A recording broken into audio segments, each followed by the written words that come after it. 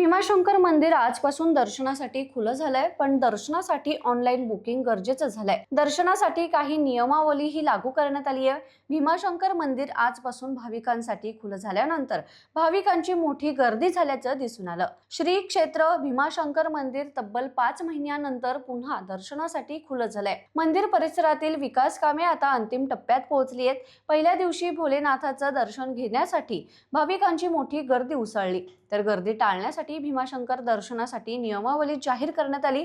दर्शनासाठी सुरुवातीला मंदिर व्यवस्थापन समितीच्या अधिकृत वेबसाईटवर बुकिंग करावं।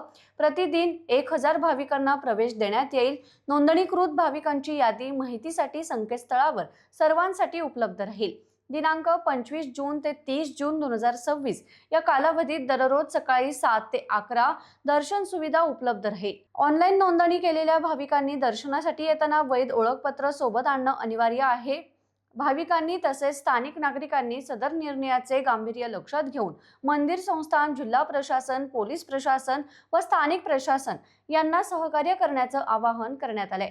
भीमाशंकर मंदिर आजपासून दर्शनासाठी खुला आहे, पण ऑनलाईन बुकिंग गरजेचं आहे। दर्शनासाठी आजपासून नवीन नियमावली लागू करण्यात आली आहे।